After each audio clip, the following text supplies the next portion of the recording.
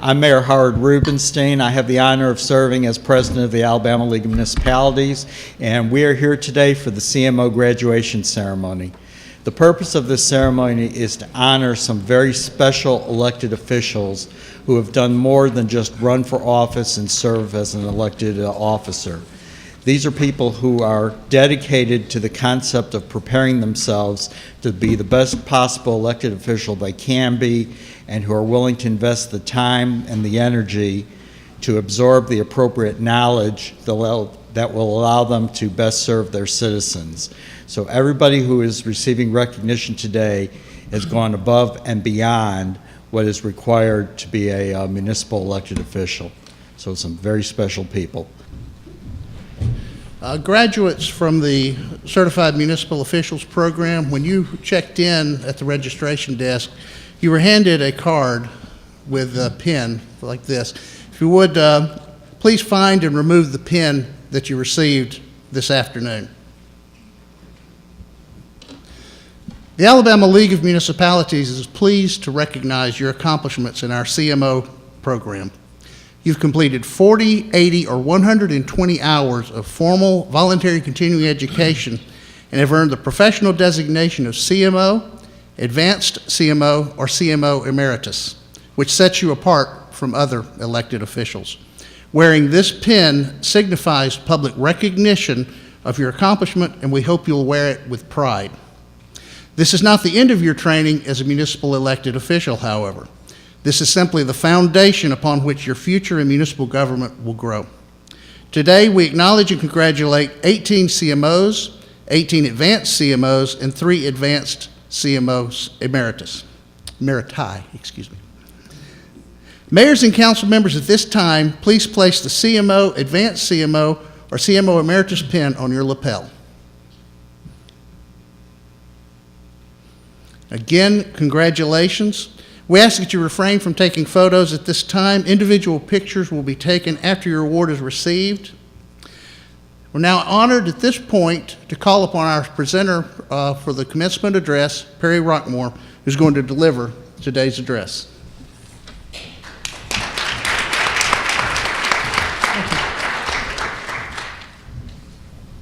Good afternoon. Oh, what a bunch of smiling faces. It's always good. I'm Perry Rockmore. It was my honor to be staff attorney for the league for 12 years and as executive director for another 25 years, retiring in 2011, for those of you who don't know who I am. The others, you've seen me one more time. I want to add my welcomes to the 2017 graduates of the league's outstanding CMO program and their families to this graduation ceremony. As you saw in the program, this is the 22nd graduating class of the Certified Municipal Officials, the 19th graduating class of Advanced Certified Municipal Officials, and the 3rd graduating class of the Certified Officials Emeriti. You've worked hard to get to this day, and I add my congratulations to each and every one of you. I also want to thank you for your dedication and hard work. It's not easy to obtain the credit hours required for basic, advanced, or emeritus certification. Today, we'll honor 18 municipal officials who successfully completed the requirements to receive their CMO certification this year. 18 additional officials will receive their advanced CMO certification, and 3 officials will receive their CMO emeritus certification. As elected officials, you have plenty of important things to do for your city or town. Many of you have another job in addition to your public office, which requires daily attention. Not only that, but you also have many responsibilities to your families. So everyone in this audience should be applauded, the officials for their hard work and the family members for their support of their municipal officials. Let's give them all a great hand. I want to thank Ken Smith and Cindy Price for inviting me to give today's commencement address. Since its creation in 1935, education and training of municipal officials and employees has been one of the most important roles played by the League. The first League Constitution called on the League to promote programs to educate municipal officials and employees on ways to better serve their communities. The League has worked with numerous institutions of higher learning for many decades to provide training for our municipal personnel. I'm sure some of you have heard this before, but I'm of the opinion that a little history is important to know. In 1993, the League's Executive Committee looked for an opportunity to institute an elected officials training program. The Executive Committee unanimously voted to appoint a subcommittee to study the feasibility of establishing a certification program for elected municipal officials. The League president at the time, Mayor Eddie Frost of Florence, appointed a subcommittee chaired by then Montgomery City Council member Elise Reynolds. The first meeting of the subcommittee was held at the League headquarters building on February 7, 1994. Ms. Reynolds, Mayor Frost, former Mayor Sue Glidewell of Rainbow City, and former Mayor Johnny Ford of Tuskegee were in attendance at that meeting. The League sent out a survey to all the mayors and council members to judge whether they were interested in an elected officials training program. We received over 600 completed surveys back, which is a great response. Approximately 88% of the respondents expressed interest in attending a training program designed for their needs. The subcommittee recommended to the League's Executive Committee implementation of the program, and the Executive Committee agreed and approved the program at its meeting in July 1994. Our program was only the second elected municipal officials training program in the country. Today, due to the success of this program, a number of other leagues have instituted similar training programs. The first actual training session was held at the Adams Mark Hotel, September 22, 1994. It was also presented in the cities of Montgomery, Huntsville, and Birmingham. According to the League's website, more than 4,500 elected municipal officials have voluntarily enrolled in the CMO program since its inception and have attended one or more courses. Also, according to the website, there have been 1,171 elected municipal officials to receive the basic certification, 579 to receive the advanced certification, and 24 have met the requirements to receive the emeritus certification. Today, more outstanding municipal officials will add their names to this program's history. I have one question for you. What makes a great mayor or council member? It doesn't take a particular talent to be a public official. All of you have talents, and they're all different. You've all shown great leadership, as evidenced by your recognition here today. I came across 2 or 3 years ago a Facebook post credited to an organization called Secrets to Success, and the post contained a listing of 10 things that require zero talent that can lead to success. The list made sense to me, so I decided to share it with you today for something for you to think about. Those 10 things were, first, being on time, a work ethic, effort, body language, energy, attitude, passion, being coachable, doing extra, and being prepared. I would suggest that every municipal official in this room could be described using many of the items listed that require zero talent. I would advise anybody seeking to advance to think about these 10 things that require zero talent. By exercising them, in my opinion, the follower of these 10 things will accomplish many things in life. Over 2,800 mayors and council members are elected by the voters of Alabama to run 460 plus municipalities in our state. Why do they voluntarily run for office, and if elected, serve the people of their community? First question, do you run for the money? That's a response I get every time. I guarantee you that every elected municipal official and family member of an elected municipal official seated in this room can answer that question in a hurry. There is no way municipal officials receive a paycheck that adequately compensates them monetarily for the job they have taken on. As I said earlier, the average municipal official has a regular job and a family to take care of. This in itself is a pretty full-time job. When a mayor or council member takes the oath of office, they agree to take on the responsibility for an acquired family. composed of the citizens of the municipality on a 24/7 basis. Next question, do you run for the popularity? Mayor and council members are well known in their communities.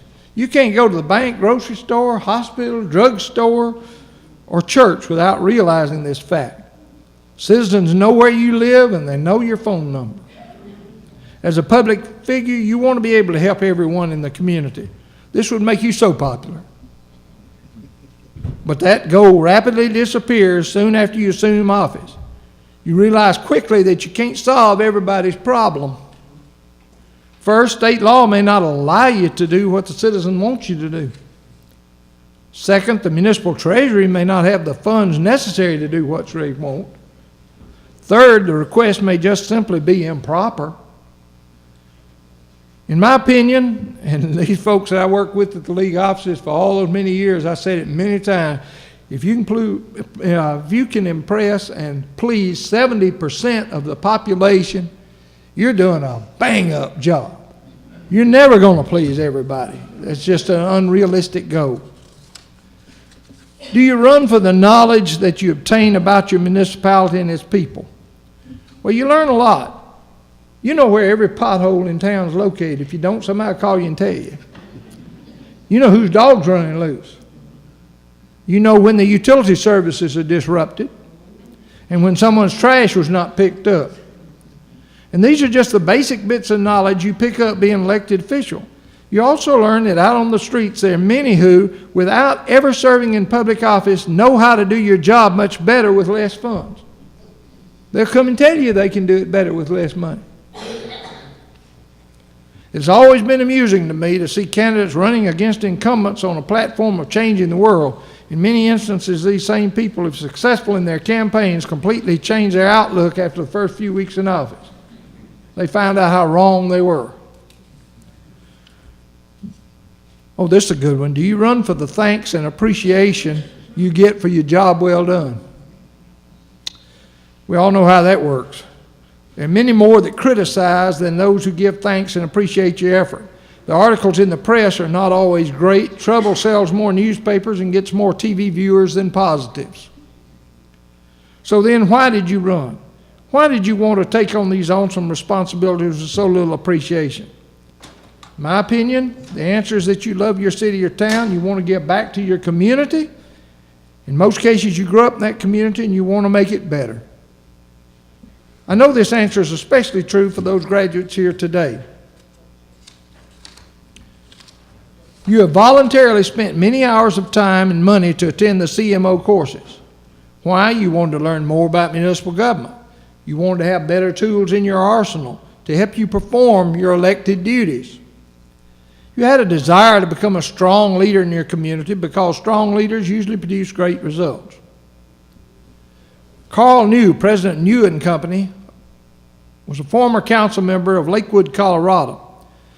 In an article that was printed in the Texas Town and City magazine in June 2010, that's the league magazine for the state of Texas, Mr. New said that effective leaders and stewards, especially at the local level, must learn, exhibit, and master at least the following 7 attributes. Number 1, leaders engage people and their energies rather than give them ready answers and quick fix solutions. Number 2, leaders inspire themselves and others to their very best efforts. Number 3, leaders focus on the future and get agreement on common vision, goals, priorities, and direction. Number 4, leaders empower and support rather than control and direct people toward achieving desired outcomes. Number 5, leaders engender a perspective of we and partnership. Number 6, leaders are principled persons possessing moral behavior, character, values, and integrity. And number 7, leaders promote mutual respect and civility in all relationships. All these essential elements, according to Mr. New, can be preserved even in instances of controversy and disagreement by discussing the issues rather than attacking and belittling those with whom we disagree or whose opinions differ from ours. Mr. New again spoke of these items as the 7 essential attributes of good leadership. Similarly, in 2008, Dorothy Burton, a professional speaker, writer, and council member from Duncanville, Texas, spoke to the Maine Municipal Association on the 7 sins of leadership. She listed those sins as follows. The first sin of leadership is the mother of them all, arrogance. People admire confidence, but not cockiness. The second sin of leadership is foregoing purpose for popularity. No one can be all things to all people. Your purpose should never be about you, but always about those you serve. Third sin of leadership is ignoring your core or your conscience. The depth of our conscience determines our character. Fourth sin of leadership is lying. Lies are cheap, but the maintenance and embarrassing aftermath are so very costly. Fifth sin of leadership is ruling out the rules. Follow the rules. Don't bend them. Don't break them. And don't cover up for those that do. Sixth sin of leadership is underestimating risk. When confronted with a situation where there is doubt, take this simple advice because it works every time. When in doubt, don't. Lastly, the seventh sin of leadership as a public servant, you need to know your rights. You have a right to remain silent. Every email and every text can and will be used against you in the court of law or in the court of public opinion. Sometimes no response is the best response, and the delete key is better than the send key. John Burton, the league's first president, once said, and I quote, "Public servants must lead and serve with integrity, must lead and serve with honesty, must lead and serve with transparency, because so many people are depending on you." Unquote. I have no doubt that each member of today's CMO Basic, Advanced, and Emeritus classes will exhibit the 7 attributes of great leadership and avoid the 7 sins of leadership. Congratulations again to each member of the 2017 Basic, Advanced, and Emeritus CMO classes for reaching this goal. Your constituents should be proud to have officials such as you leading their cities and towns. Thank you.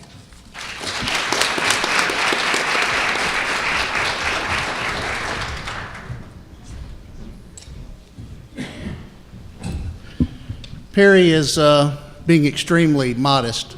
Back in 1993, he was the one that had the wisdom and the vision to actually recommend the creation of our Certified Municipal Officials program. And we're proud to say that the Executive Committee authorized the Alabama League to become the second association in the country to develop a program like this. And under his leadership, it grew and developed and has turned into the program that it is today and serves as a model for leagues around the country for their own certification programs. Perry, we're just honored to have you with us today. Appreciate the invitation.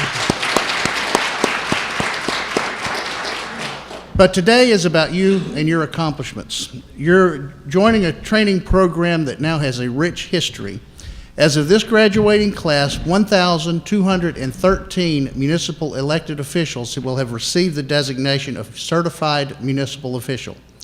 646 will have received the designation of Advanced Certified Municipal Official, and another 41 have gone forward and have been recognized as emeritus CMO officials.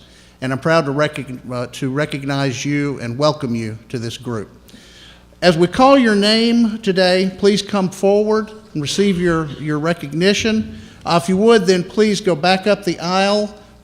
I recommend coming up to the left side here. Kayla is in the back of the room, and she will direct you to where you will get your photos made. And again, welcome to this program.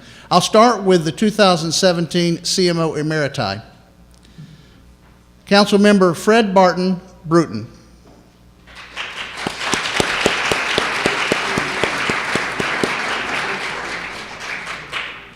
Mayor Carol L. Watson Lincoln.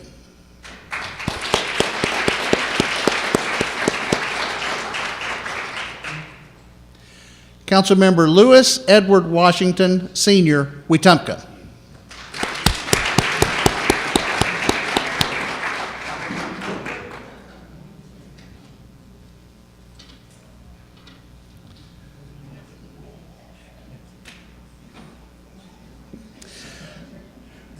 Mayor Billy Middleton from Loxley was not able to be here with us, but he is another graduate of the program as recognized as emeritus. Moving on to our 2017 Advanced Certified Municipal Officials. Councilmember Donna Thigpen Bessemer.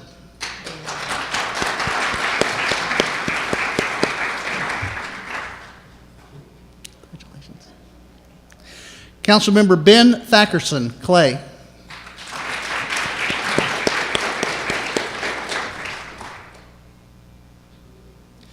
Councilmember Joe Lee Powell, Utah.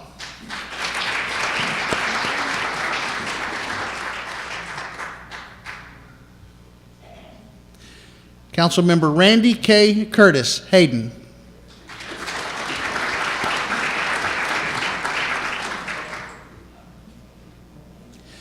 Councilmember Deneva T. Barnes, Hobson City.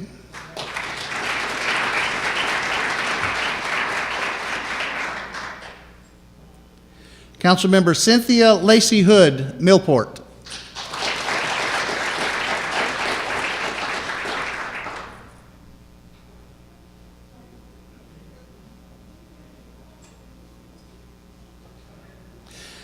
Mayor Holly C. Cost, Montevallo.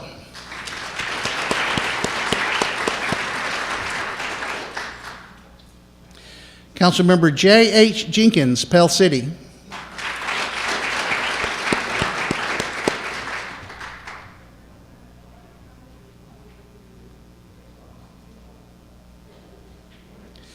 Councilmember Stan Cooks, Union Springs.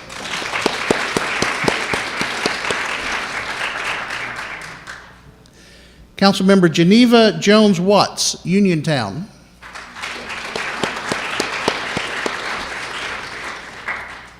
Councilmember Jean Champion Fish, Westover.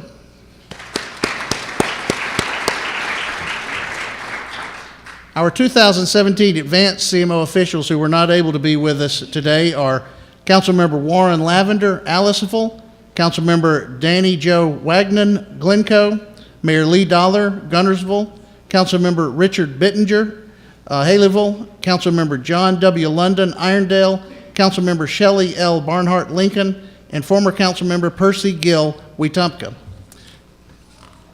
Please join me in congratulating all these officials.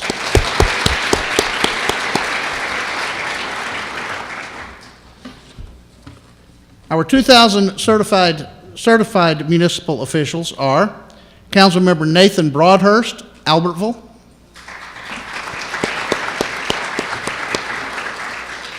Mayor Lewis Harper, Boligy.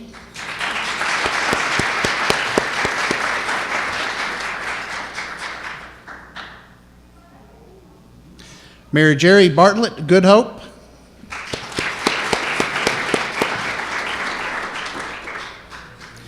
Mayor Vivian J. Covington, Hurtsboro.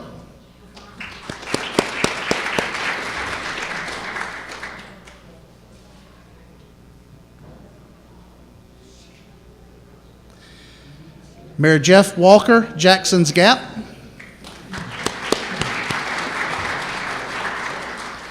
Councilmember Mary Carter, Oak Grove.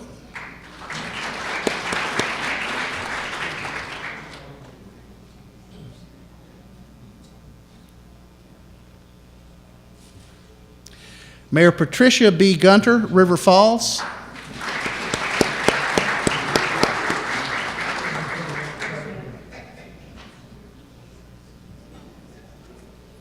Mayor David R. Baker, Sims.